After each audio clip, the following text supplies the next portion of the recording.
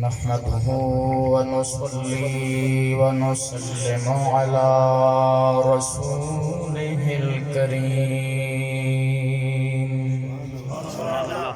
وعلى آله وأصحابه أجمعين. أما بعد فأعوذ بالله من الشيطان الرجيم. بسم الله الرحمن الرحيم. وقضى ربك ألا تعبدوا إلا إياه وبالوالدين إحسانا. إما يبلغن عندك الكبر أحدهما أو كلاهما فلا تقل لهما أف ولا تنهرهما وقل لهما قولا كريما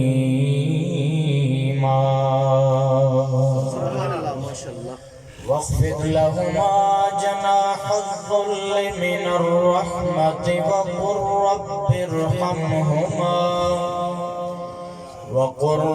ارحمهما كما ربياني صغيرا. صدق اللہ مولانا العظیم. درود پاک بابا سے بلند.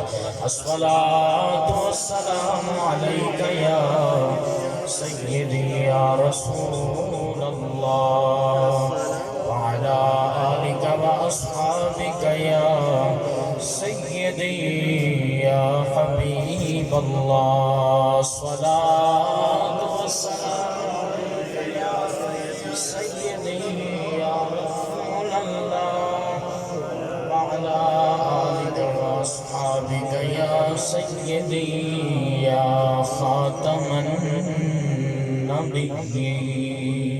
سبحان الله ما شاء الله. ماواں دے دل نرم گلابوں ماواں دے دل نرم گلابوں قد کرن قبول جدائی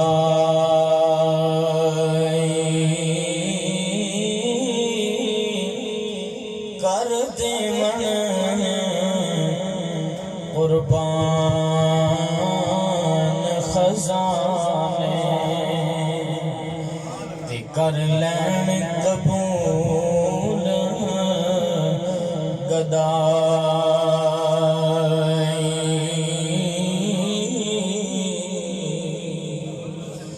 پتراں دا ہر عیب چھپاون نہ سنن کدے بھی برائی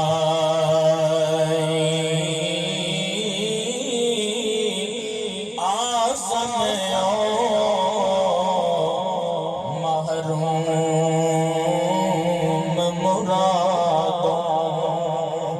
جنہ ماواں دی قدر نہ پائی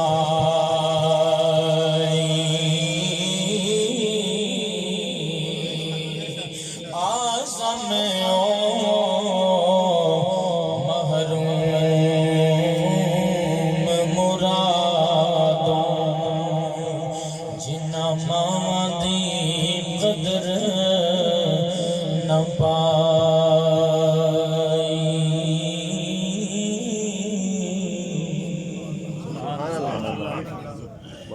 کعبے قابل تکریم صدر ذی وقار عاشق نبی مختار میرے انتہائی کرم فرما دربار فیض بار بڑالہ شریف کی رونق و بہار جناب حضرت قبلہ پیر محمد سعید حسین شاہ صاحب زیدہ مجدکم العالی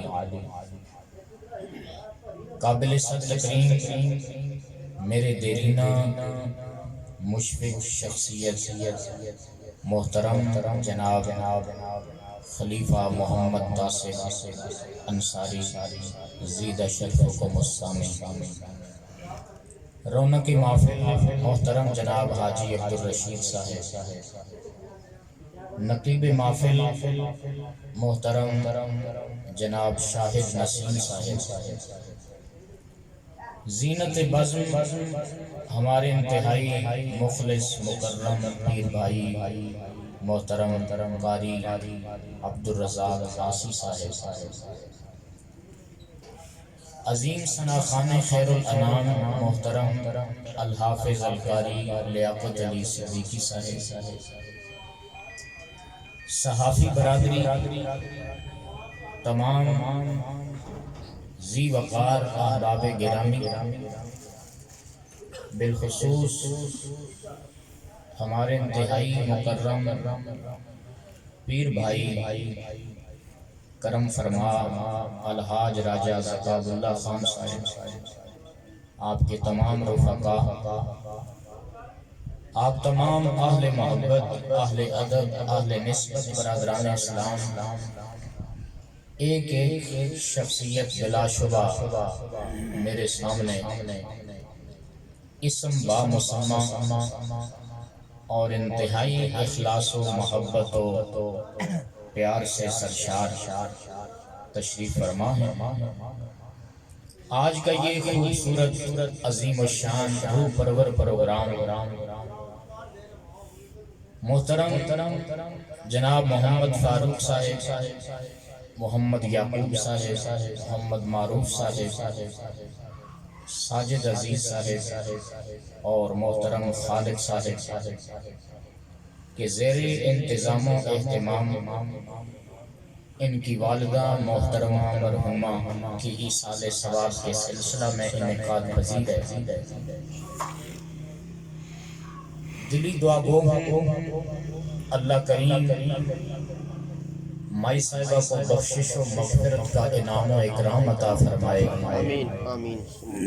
اور اس حسن عمل پر اس کار خیر پر ہمارے ان بھائیوں کو بے پناہ اجر عظیم و کریم و جزیل عطا فرمائے اور مائی صاحبہ کو تا قیام قیامت جنت کی بہاریں مقدر فرمائے وقت کافی گزر چکا ہے بالاختصار چند محبت بری گزارشات پیش خدمت ہیں میں تعزیت کے لیے دعا کے لیے حاضر ہوا تھا محترم برادر ذی وقار ساجد عزیز انصاری سراپا محبت و اخلاص بن کر آپ نے دعوت پیش فرمائی ان کی محبت بھری دعوت پر لبیک کہا الحمدللہ حاضری کا شرف ملا اللہ کریم اپنی رضا کے لیے یہ محبتیں عقیدتیں سلامت رکھیں قرآن مجید فرقان حمید کے 15ویں پارہ میں سے آیات مقدسہ جو تلاوت کرنے کا شرف حاصل کیا ہے ہم سب کے لیے اس ناپائیدار حیات میں عملی طور پر کافی ہو سکتی ہیں یہ آیات قرآنیہ اور ہماری یقیناً نجات اور سرخروئی آخرت کا سبب بن سکتی ہے بس ضرورت صرف عمل کی صرف یہ بطور رسم اور سماعت تک ان پروگرامز کو محدود نہیں کرنا چاہیے بلکہ میدان عمل میں بھی ہمیں کردار ادا کرنا نصیب ہو جائے تو پھر حقیقتاً انقلاب برپا ہو سکتا ہے، سکون زندگی نصیب ہو سکتا ہے، اطمینان کے خزانے جھولی میں آ سکتے ہیں۔ کتنا خوبصورت فرمان عالی شان، کتنی بار ہم سنتے ہیں۔ فرمایا وَقَضَىٰ رَبُّكَ أَلَّا تَعْبُدُوا إِلَّا إِيَّاهُ، اور تمہارے پروردگار نے حکم دے دیا ہے، فیصلہ کر دیا ہے، اس کے سوا کسی کی عبادت نہ کرنا۔ تمہارا سر بندگی جھکنا چاہیے تو فقط خالق و مالک کی بارگاہ میں جھکنا چاہیے۔ اپنی عبادت کا حکم دینے کے متصل بات کس کا ذکر فرمایا ہے، آپ اندازہ لگا سکتے ہیں۔ بآسانی اہمیت والدین آشکار ہو رہی ہے، ہم اچھی طرح سمجھ سکتے ہیں اہمیت والدین، عظمت والدین، شان والدین کا اندازہ اس بات سے لگایا جا سکتا ہے اللہ کریم نے اپنی عبادت کا حکم دینے کے متصل بات جن ذوات کے ساتھ حسن سلوک کا حکم دے دیا ہے وہ والدین کی ذات ہے۔ فرمایا وَبِالْوَالِدَيْنِ إِحْسَانًا، والدین کے ساتھ احسان کرو، حسن سلوک کرو، بھلائی کرو۔ اور حسن سلوک کیسے کرنا ہے؟ آج ہم نے تو سمجھ لیا والدین بوڑھے ہو جائیں، بیمار ہو جائیں، انہیں اچھا کھانا دے دیا جائے، عالم علالت میں ہو، اچھا علاج کرا دیا جائے، آرام دہ کمفرٹیبل گاڑی میں بٹھایا جائے، اچھے سے اچھے مہنگے ترین ہاسپٹل میں داخل کرا دیا جائے، خوبصورت علاج کرا دیا جائے، ہزاروں لاکھوں خرچ کر دیے جائیں، یہ سمجھ لیا جاتا ہے یہی حسن سلوک ہے۔ دنیا میں بلے بلے ہو جاتی ہے، لوگ کہتے ہیں اس نے کوئی کسر نہیں چھوڑی ہے۔ بھائی اللہ کریم کا عطا کردہ مال آپ نے خرچ کیا ہے اور یہ کوئی مشکل کام نہیں ہے، یہ بآسانی ہر صاحب حیثیت سر انجام دے سکتا ہے، لیکن اصل میں جو حسن سلوک قرآن مجید نے بیان فرمایا ہے کاش وہ کرنا نصیب ہو جائے تو اللہ کریم کے عزت و جلال کی قسم رب العالمین بھی راضی ہو جاتا۔ وہ کون سا حسن سلوک جس کو ہم نے اپنے معاشرے میں عمومی طور پر اگنور کر رکھا؟ فرمایا اِمَّا يَبْلُغَنَّ عِنْدَكَ الْكِبَرَ أَحَدُهُمَا أَوْ كِلَاهُمَا،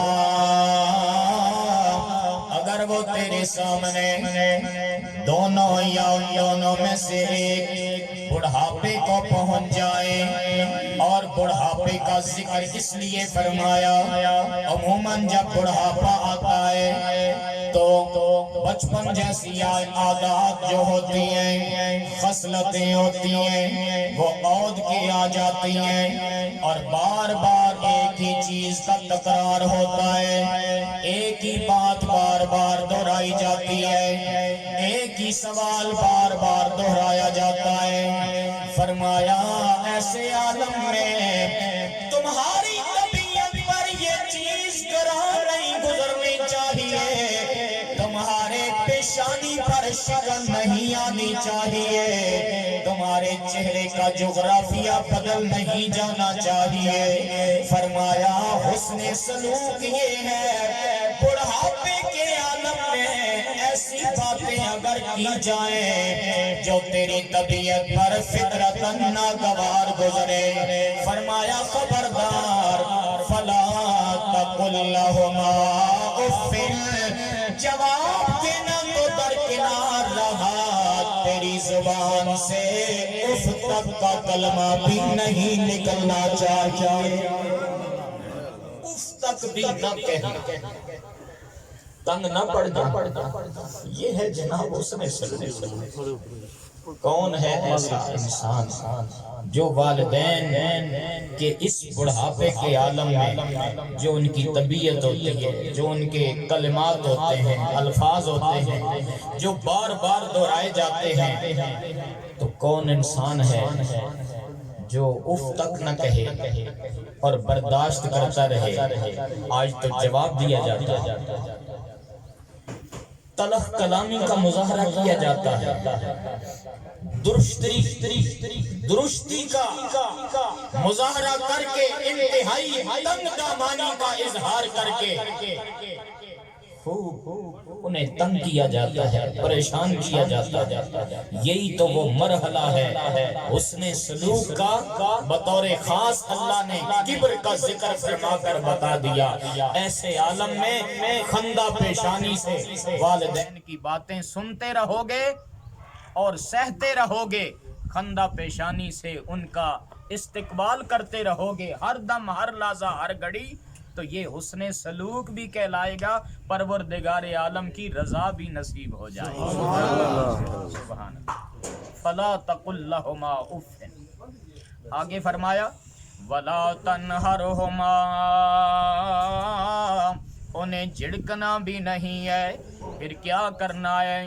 فرمایا وَقُلْ لَهُمَا قَوْلًا کریما، بڑی نرم کلامی کا مظاہرہ کرنا ہے، خوش کلامی کا اظہار کرنا ہے، حسن اخلاق سے پیش آنا ہے۔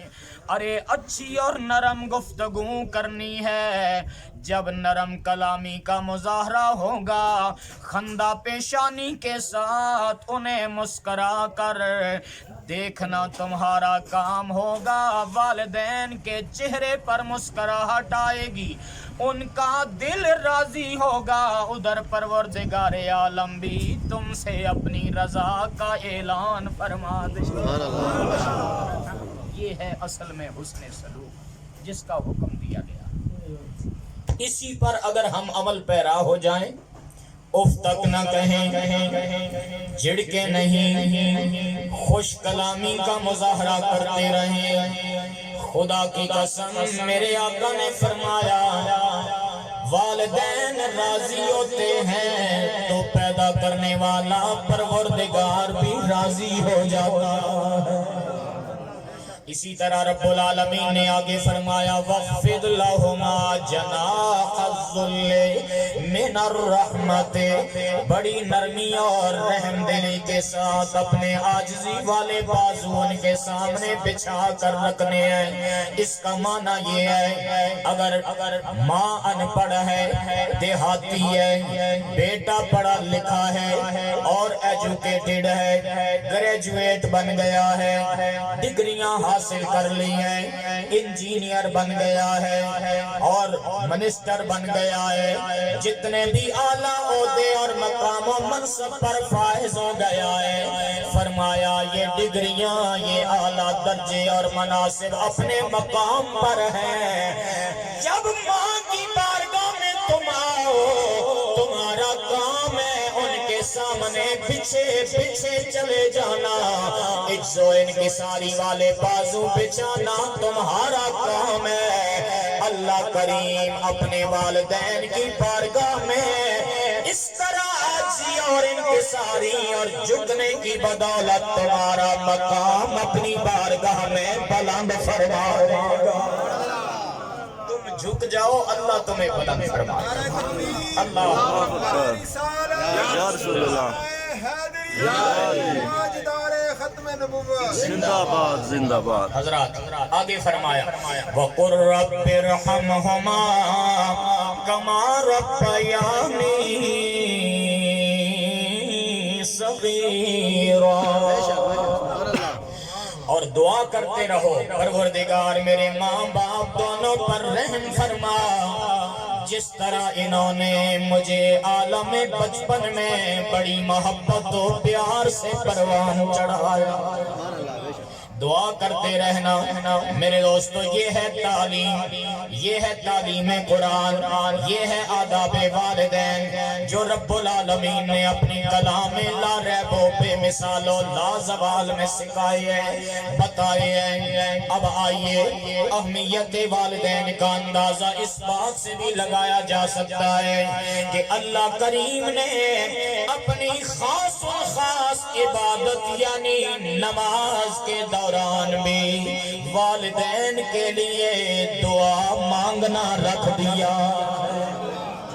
وہ کیا ہے؟ ہر نمازی دوران نماز جب اختتام نماز پہ پہنچتا ہے دعا مانگتا ہے ربنا اغفر لی والدیا، پروردگار میری بخشش فرما، میرے والدین کی بھی بخشش فرما دے. وَلِلْمُؤْمِنِينَ يَوْمَ يَقُومُ الْحِسَابُ، اور قیامت والے دن سارے ایمان والوں کی بخشش فرما دینا. یہ دعا کون مانگتا ہے؟ وہی خوش نصیب مانگتا ہے جو 5 وقت کا نمازی ہوا کرتا. جو بے نماز ہے اس نے کیا دعا مانگی؟ دعوت فکر بھی دیتا ہوں 5 وقت نماز کے پابند بن جائیے تاکہ دن میں 5 وقت ایصال ثواب کا سلسلہ جاری ہو سکے. ماشاءاللہ ہماری صحافی برادری کے اور خوبصورت جوان تشریف لائے ہیں.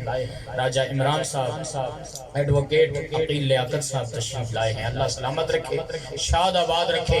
حضرات بڑی قابل غور بات، میں اکثر ایصال ثواب کی ان محافل و مجالس میں یہ چیز ذکر کیا کرتا ہوں کہ یہ جو تیسرے چوتھے کے موقع پر ہم اہتمام کرتے یا 15ویں کے موقع پر کرتے یا 35ویں 40ویں کے موقع پر کرتے ہیں، دوست احباب رشتہ داروں برادری کو بلاتے ہیں اور لنگر کا اہتمام کرتے ہیں، اخراجات کا سلسلہ ہوتا ہے، اللہ کی رضا کے لیے کیا جائے. بلا شبہ قابل صدقہ سین ہے، قابل صداد ہے اور باعث اجر و ثواب ہے، رضائے الہی کے حصول کا وسیلہ ہے. لیکن برادران اسلام سب سے آسان ترین اور بغیر اخراجات کے ایصال ثواب کا بہترین طریقہ یہ ہے 5 وقت نماز کے پابند بن جائیے، کیونکہ ہر نماز کے دوران نمازی بیٹے کی زبان پر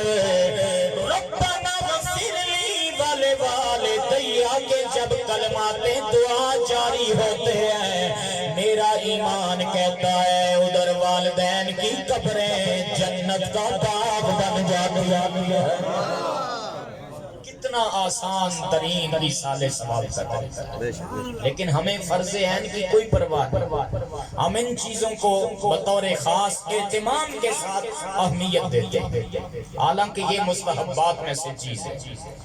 فائدہ ہے اس میں کوئی شک نہیں. آپ آ گئے ہیں، دیکھو ذکر رسول ہو رہا ہے، تعلیم قرآن دی جا رہی ہے، ایمان تازہ ہو رہے ہیں، کچھ نہ کچھ حاصل ہو رہا ہے.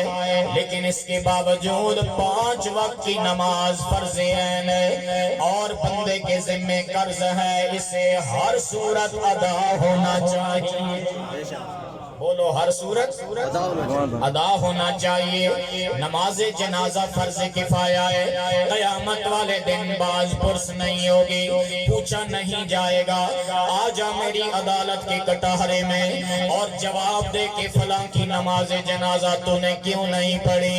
لیکن میرے دوستوں فرض عین 5 وقت کی نماز وہ نماز ہے، یہ وہ فریضہ ہے میری اور آپ کی آقا علیہ अलैहिस्सलाम ने इरशाद फरमाया इन्ना अव्वल मा युहासबु बिहिल अब्दु सलाह यौमल क़ियामा औ कमा क़ाला अलैहिस्सलाम, बेशक क़यामत वाले दिन बंदे से सबसे पहले जिस चीज का हिसाब लिया जाएगा वो 5 वक्त की नमाज, वो 5 वक्त की नमाज। ये दावत फिक्र है और इस चीज को अपने दिल में बसाइए, दिल नशीं फरमाइए, ज़हन नशीं फरमाइए और मैदान अमल में आ जाइए ताकि हमें सुकून जिंदगी से आशनाई मिल जाए। हज़रात तो इससे आगे हदीस पाक में पेश करो, बहुत खूबसूरत फरमान, कितनी बार आपने सुन रखा और मुझे बड़ा मजा आता है।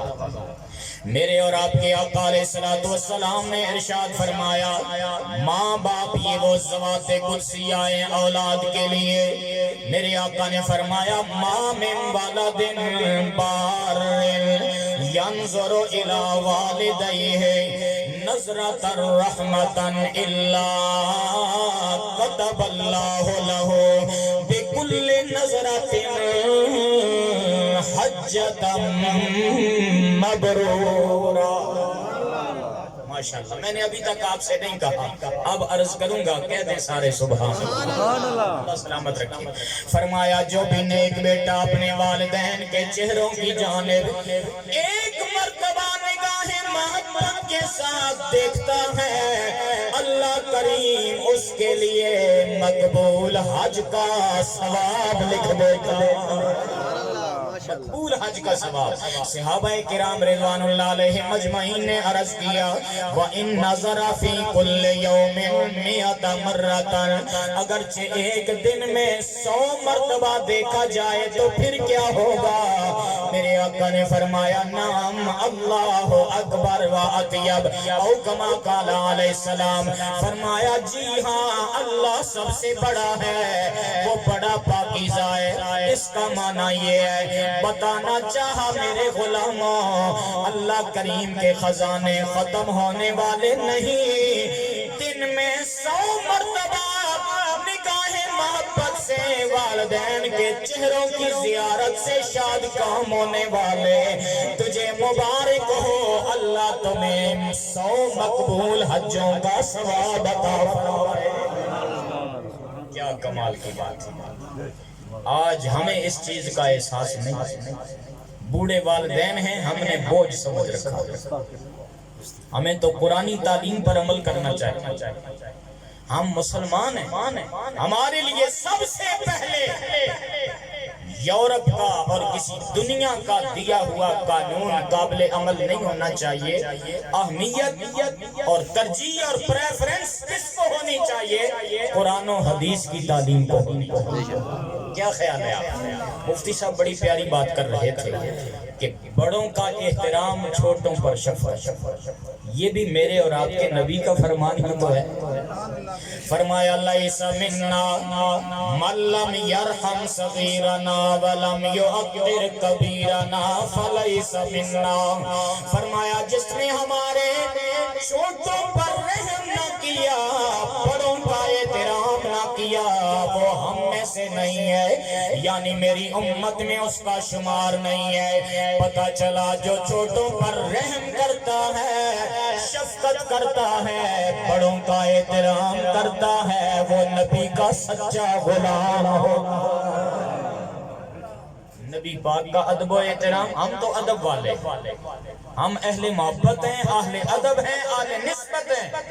हमें तो अदब और एहतराम का दर्स दिया गया और ये बुद्धि में हमें चीज पिलाई गई है। याद रखें, जिस अकीदे में अदब और मोहब्बत की दौलत मौजूद नहीं, उस पर उस्तवार जो अमाले सालेहा की इमारत होती है वो मुनहदिम हो जाया करता है, वो बेकार चली जाती है। उस पर अल्लाह की बारगाह से आखिरत में कोई अजर और सवाब नहीं मिलता। लिहाजा मोहब्बत और अदब के पैकर बन जाएं, चाहे वो एहतराम मुस्तफा हो, चाहे नबी के साथ निस्बत रखने वाली शख्सियत हो या चीज हो, उसका अदब और एहतराम हर मोमिन का फरीजा बन जा। کیا یہ بات ٹھیک ہے؟ ہمیں چاہیے کہ ادب و احترام کو اپنا اوڑھنا بچھونا بنا، والدین کا احترام کریں، اپنے سے ہر بڑے کا ادب کریں، اولیاء کرام کا احترام کریں، صحابہ کرام کا احترام کریں، اہل بیت اطہار کا احترام کریں۔ نبی پاک علیہ الصلوۃ والسلام کے ادب و محبت کی دولت سے ہمارا دل آباد ہو جائے، پھر ہر حسن عمل اللہ کریم کی بارگاہ میں قبول ہوتا جائے گا، ہر عمل قبول ہوتا جائے گا۔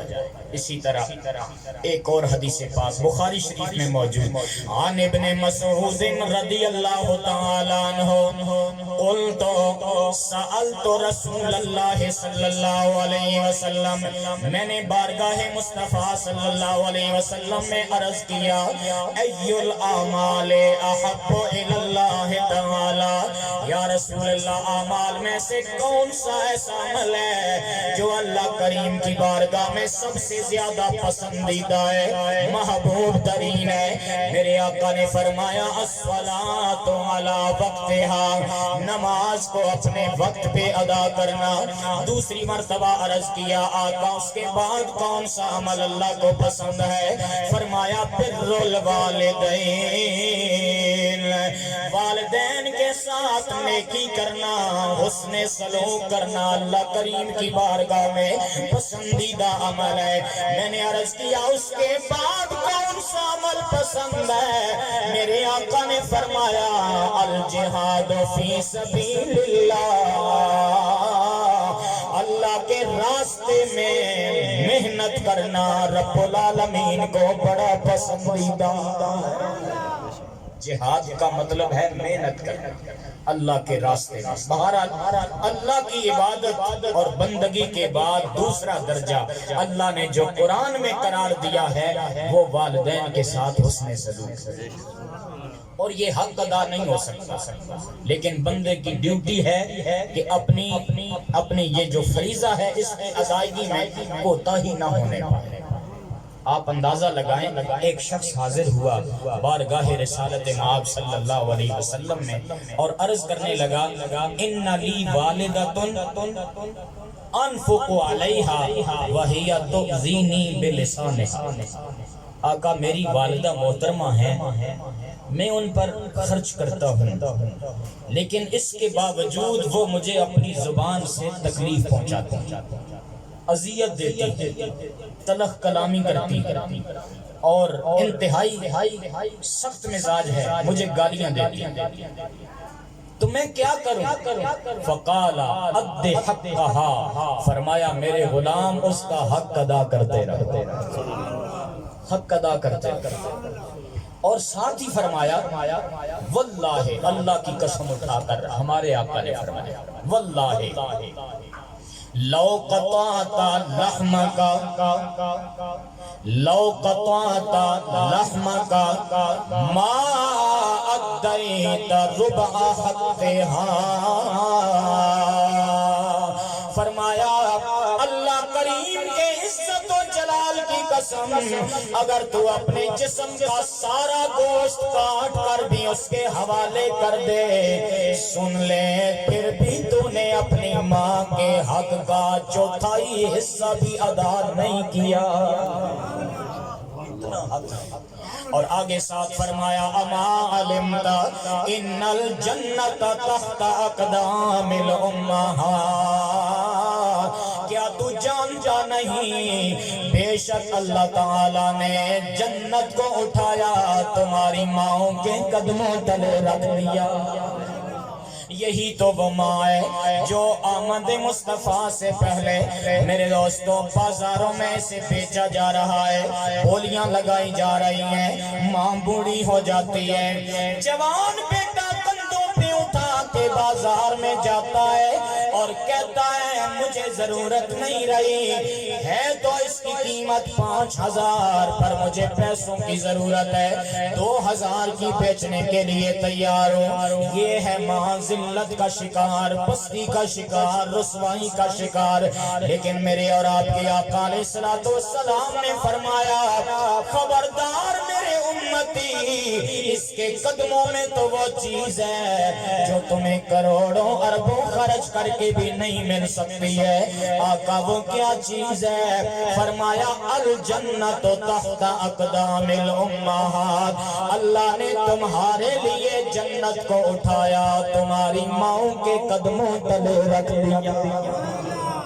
خدمت میں لگے رہو جنت تمہارا مقدر بن جائے.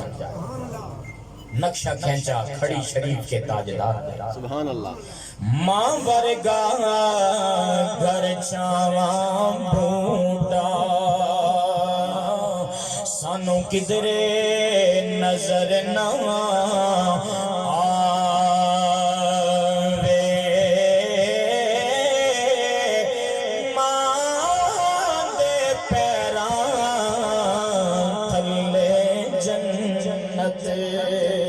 سونا پاک نبی فرماوے.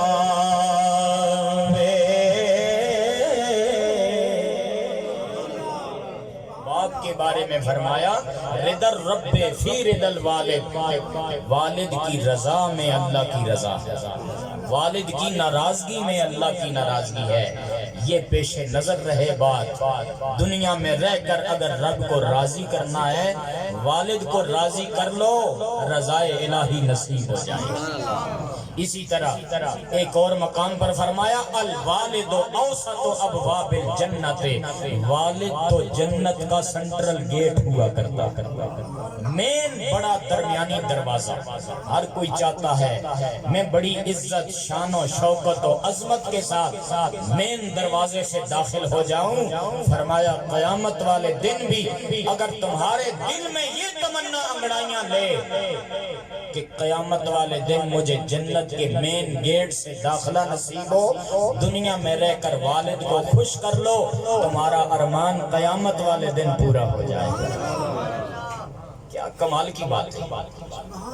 ہم پھر بھی اگر غافل رہیں، سست رہیں، کاہل بن کر رہیں اور والدین کے ادب و احترام کو ملحوظ خاطر نہ رکھیں تو پھر ہم کتنے محروم قسمت ٹھہریں.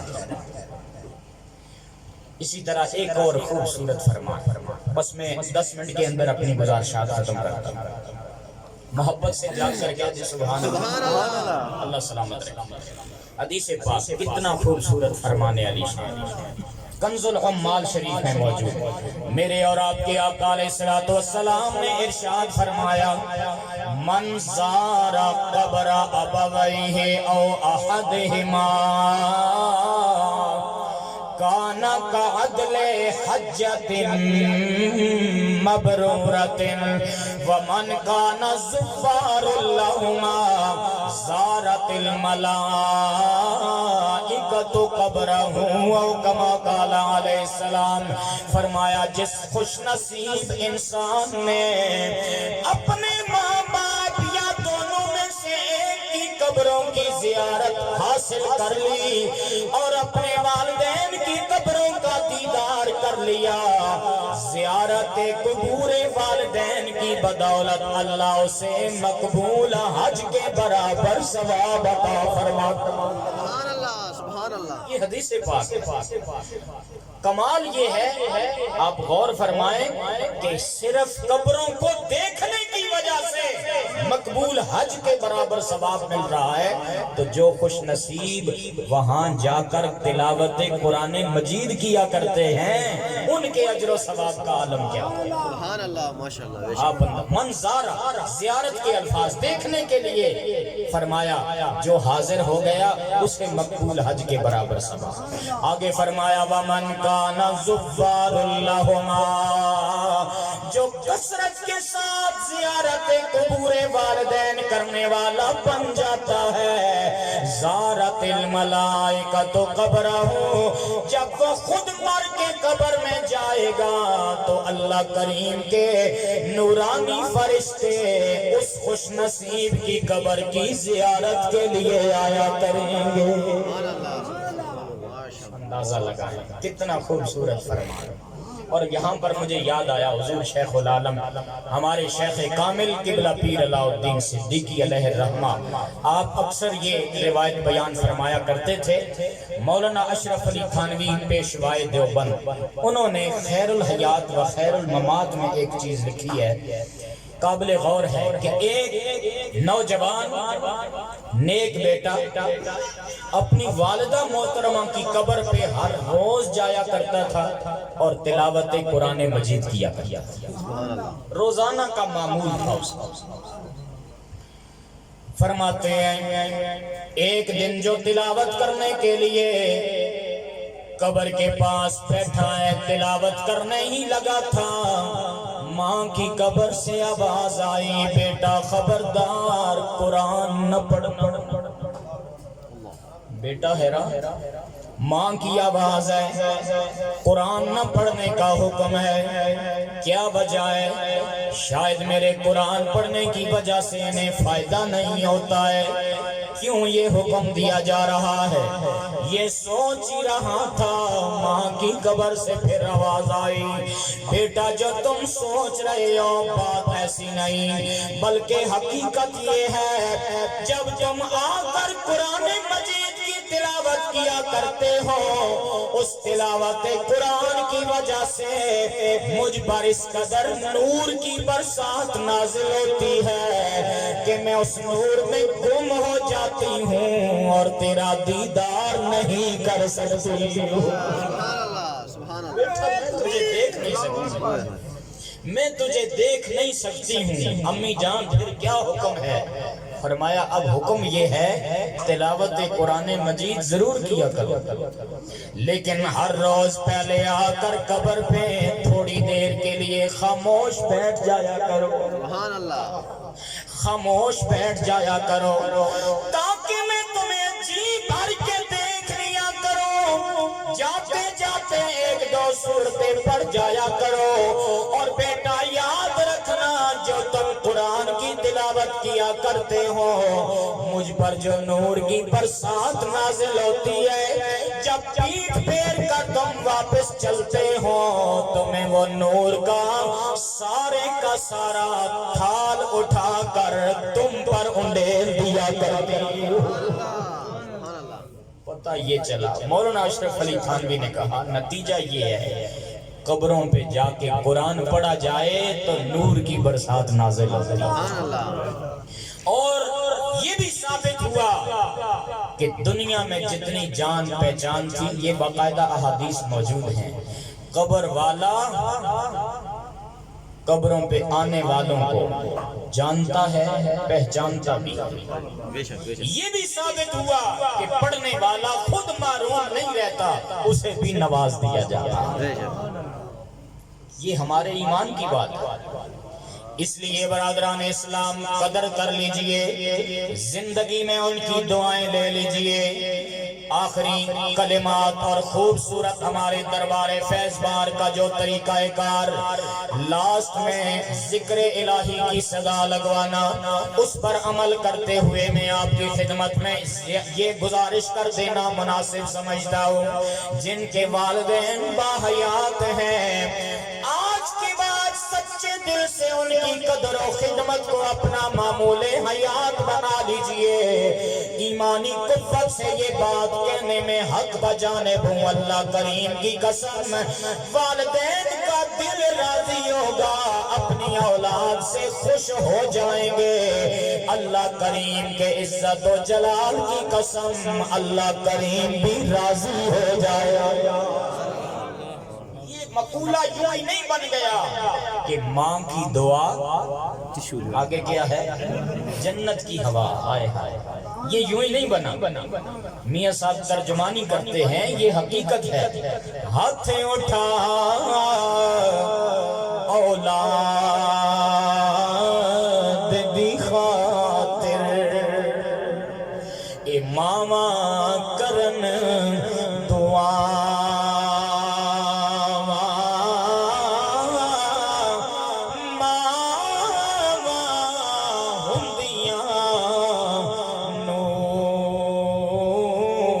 محمد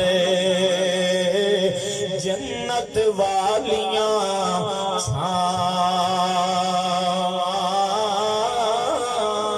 پھر پڑھیے لا الہ الا اللہ۔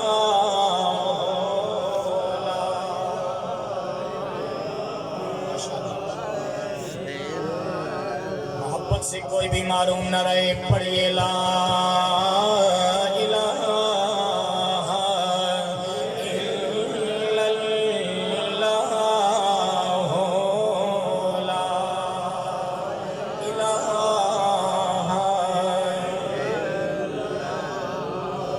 ٹر گئے نے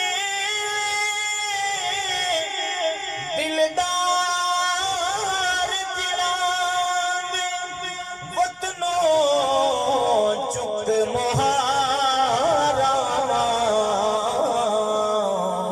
اجڑی حویلی اج نظری آوے،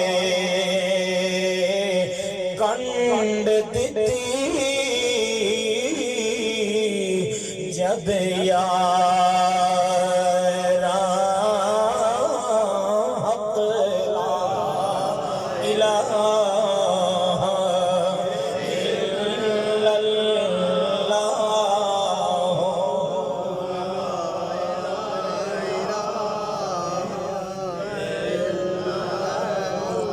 باقی سب افسانے، باقی سب افسانے ہیں، ماں باپ نے دنیا تے انمول خزانے، ماں باپ نے دنیا پہ انمول خزانے ہیں، لا الہ الا اللہ۔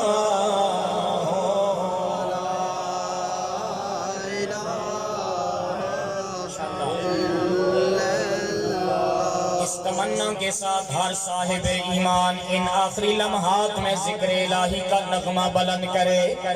Before I die, I want my last words that لا الہ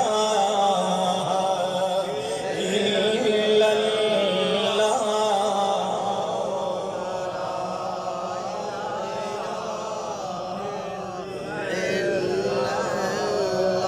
دعا کرتے رہا کرو، جب بھی دعا کرو والدین کے لیے، جہاں دعائیں کرو وہاں یہ بھی ہر دعا میں شامل کر لو، مولا مرنے سے پہلے وقت اخیروں میری زبان پہ کلمہ جاری ہو جائے، صدا نہ باغے بلبل بولے،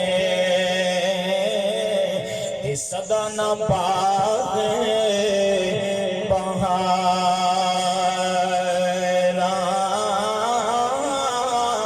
صدا نہ ماں پیو حسن جوانی، صدا نہ صحبت یاراں، حق لا الہ الا اللہ۔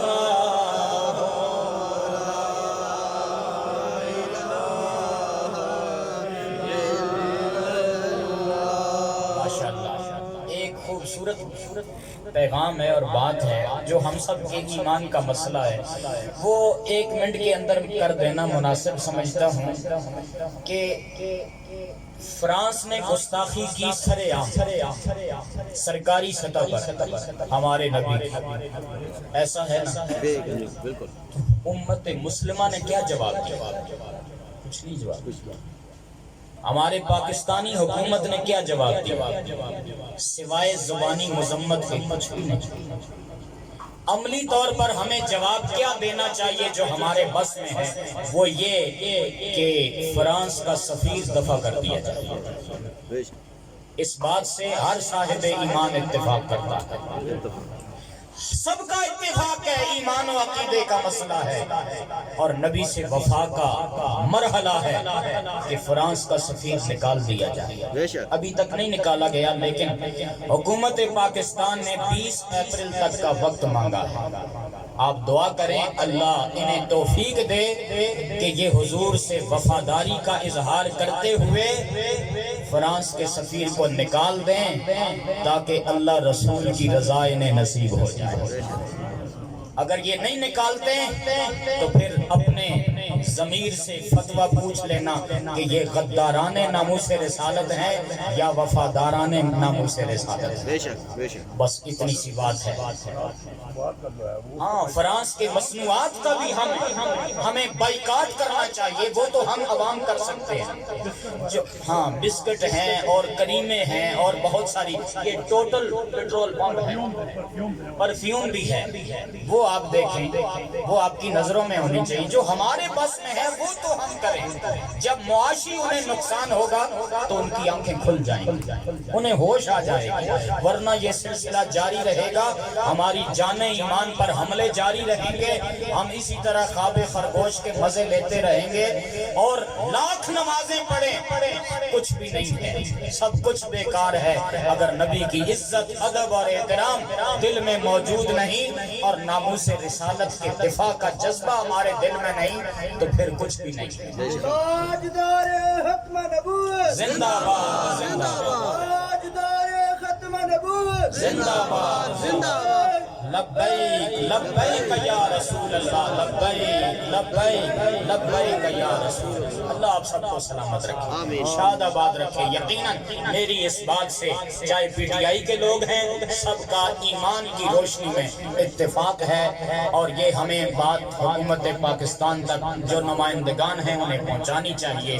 اللہ پاک ہم سب کو احساس عطا فرمائے، حفاظت ایمان کا سامان کرنے کی توفیق دے، اور یہ خوبصورت بزم سعید اپنی بارگاہ میں شرف قبولیت سے نوازے، اور ہم سب کی حاضری اپنی بارگاہ میں قبول و منظور فرمائے۔